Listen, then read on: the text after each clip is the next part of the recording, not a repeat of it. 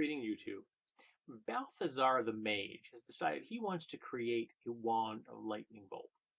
But because Balthazar has always been kind of creative type, he wants to kind of push the envelope a little bit here and there. He likes to put a unique flair or a twist on anything he makes. This does increase the chances that things don't turn out quite the way he wants them to, but when it does work, it gives his product more cachet, more gravitas. Of course, he doesn't tell the public about the projects that don't work. He just tells them about the ones that do. So he has a reputation for coming up with some unusual things. So in the process of making this wand of lightning, he decides that since lightning is associated with the element of air in Pathfinder and D&D, he's going to try to link directly to the plane of air. He's going to try to tap right into the plane to kind of draw off some of the essence and channel it through the wand in a very small manner. He's not looking for to blow any rooftops off. He just wants to have a lightning bolt wand that does something a little different. Okay? And because it's an experiment, he's not 100% sure what that different is. So he goes through the entire process, makes the appropriate skill checks, and what he's done, he does in fact get a magic wand. It doesn't cast lightning bolts. What it does, however, is it does emit a stream of air. Air directly from the plane of air, the elemental plane of air. The stream that comes out of it, and I'll be using imperial measurements, I apologize, it's how I think, particularly in the terms I'm going to be using now. So the stream of air coming out of the wand will function for as long as the wand holder concentrates. The air coming out is at 1 degree above freezing, so it's cold air. And 1 degree above freezing, doesn't matter whether you're using Fahrenheit or Celsius. All right, just it is what it is.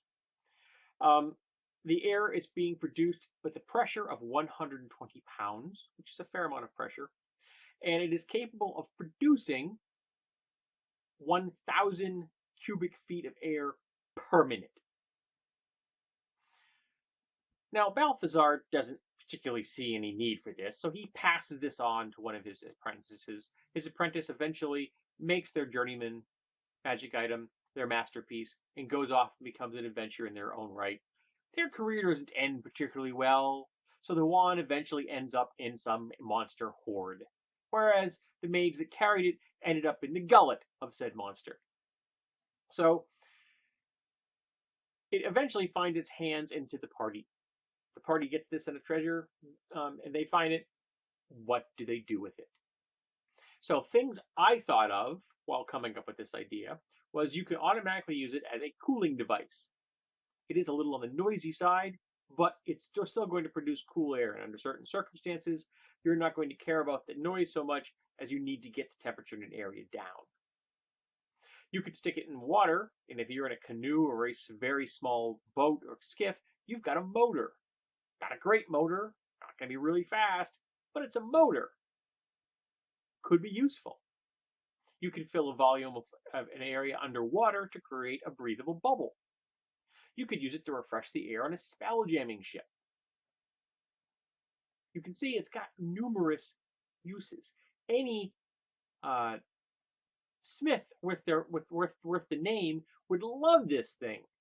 Think about a controlled stream of high pressured air into a bellows or a fire, or rather as a bellows into a fire.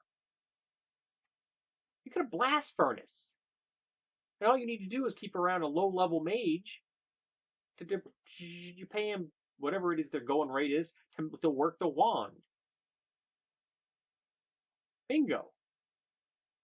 So there's lots of ways you could use this. It could fill in for a water breathing spell. It can fill in for, keep people safe in case of an avalanche or a cave-in. You're not going to have to worry about not having enough air.